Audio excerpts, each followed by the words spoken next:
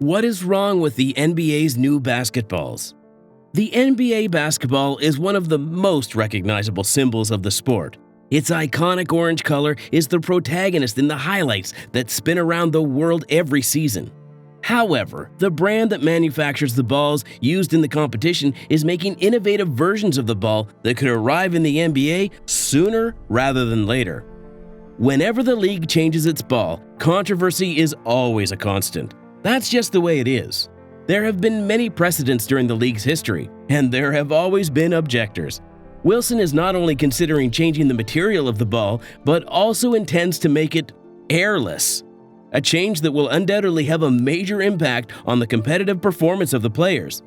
Welcome to Eternity Hoops. Today, we are going to explain the real problem of the new NBA balls.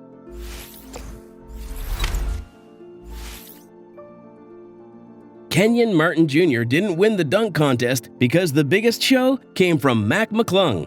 But it was the first time we saw Wilson's new ball on an NBA court. But to understand where we're going, we have to understand where we've come from.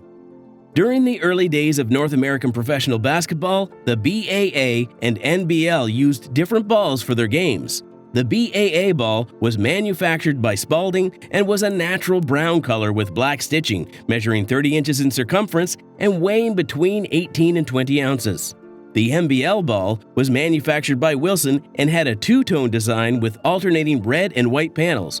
Both balls had very similar characteristics, but the Wilson ball was slightly smaller and lighter.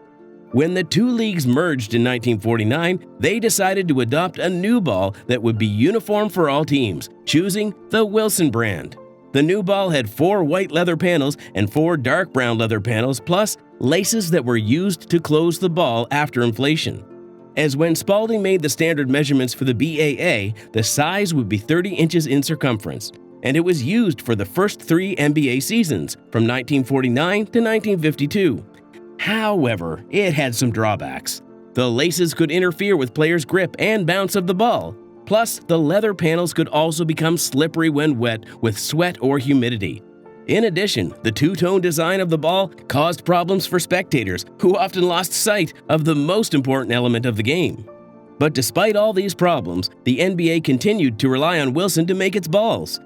In 1952, the league decided to replace the laced ball with a new one that would solve these problems. The ball, which featured 8 orange leather panels with black stitching, was easier to handle and bounced more evenly than its predecessor.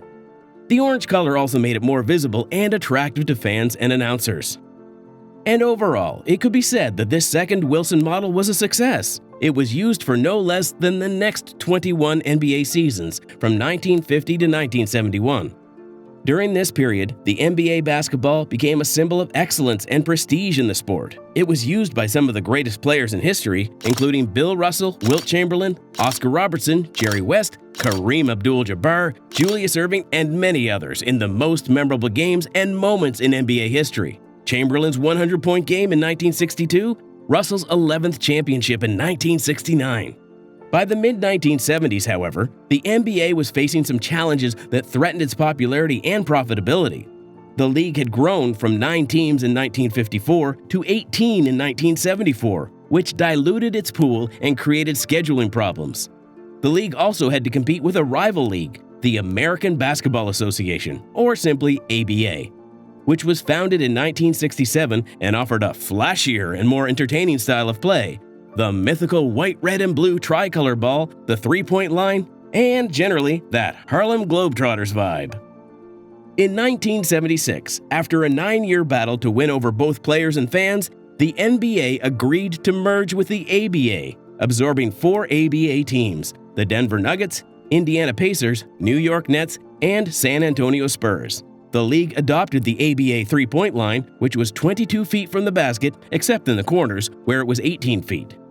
The league also experimented with a new ball similar to the ABA's red, white, and blue, but with orange, white, and brown panels. The new ball was supposed to be more durable and easier to see than the old ball, but it wasn't. The new ball was not well received by players, coaches, and fans. They complained that it was too hard, slippery, and extremely ugly. They also thought the ball was a gimmick that lowered the NBA's image and tradition. After using the new ball for only 3 months, from October 1976 to January 1977, the NBA decided to abandon it and return to the old orange ball without laces. The orange ball without laces was used for the next 29 NBA seasons, from 1977 to 2006, receiving a brand change to Spalding in 1984. During this period, the NBA basketball reached new heights of popularity and success, both in the United States and around the world. Generations of players forged during the ball's reign included players of the legacy of Larry Bird, Magic Johnson, Michael Jordan, Shaquille O'Neal, Kobe Bryant, Tim Duncan, and LeBron James.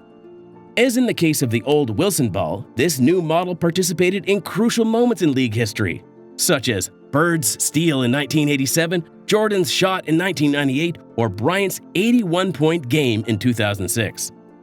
However, in the mid-2000s, the NBA felt it was time to introduce a new ball that reflected its innovation and growth. The league again partnered with Spalding to develop a new ball that was more advanced and consistent than the previous ball. They introduced a microfiber composite ball that had a synthetic material instead of leather. The new model had a smoother surface and a deeper pebble pattern for better grip and control, as well as a more uniform shape and size for improved bounce and accuracy. The new ball still measured 30 inches in circumference and weighed between 20 and 22 ounces, a slightly heavier weight than models from more than half a century ago.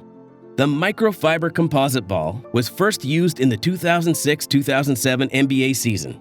However, like Spalding's previous attempt, the new ball was met with criticism and resistance from players and coaches. They complained that the ball was ugly, too sticky when dry, and too slippery when wet. They also claimed that the ball caused cuts and abrasions on their fingers and hands.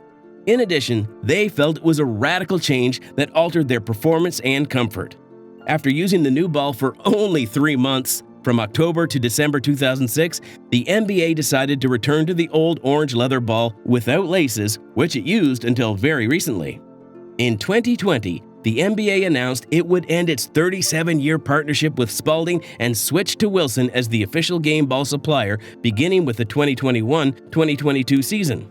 Wilson, which as we have seen had previously manufactured NBA basketballs, promised to deliver a ball with the same materials, 8-panel configuration, and performance specification as the league's current game balls, as well as the same leather sources used in the Spalding ball. Wilson also worked with several NBA players, including Trae Young and Jamal Murray, to test and approve the new product. However, from the beginning of that season, many players complained about the new Wilson ball and its impact on shooting.